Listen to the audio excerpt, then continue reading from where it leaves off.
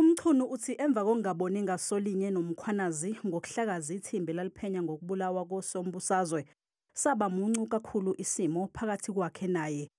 Uthi wabe eseyalela esinye seyisebenzi zakhe uCedric Nkabinde ukuthi siqophe ingxoxo yocingo phakathi kwakhe nomkhwanazi. Le ngxoxo idlalwe ePhalamende namhlanje.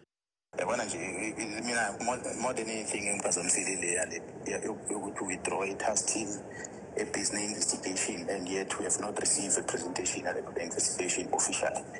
Umchunu ube esekhala ngokuthi le ngxoxo ayinayo lengxenye ayifunayo nalapho athi umkhwanazi wamsabisa khona.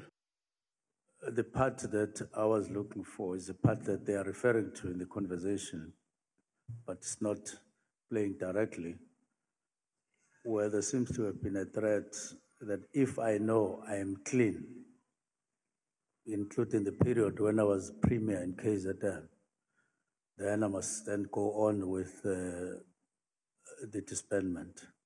Uvumile ukuthi umkhwanazi waqoshwa engazi kule nkulumo. Uthi emva kwesinqumo sakhe sokuhlakaza leli thimba kwamcacela ukuthi kukhona okusina kumjeqeza.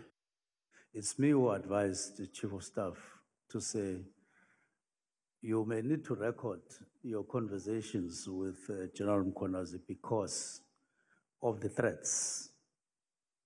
It was not because for the commission, I wasn't thinking about the commission or any other thing, because he kept on saying, General Mkhwanazi is angry. Uthi yena akazi soli ngalesi sinqumo ngoba awukho umthetho awuphula. That the tone could have been softer, but not that there's anything wrong with my letter legally and constitutionally. Isicau sizoqhubeka ngomsombuluko.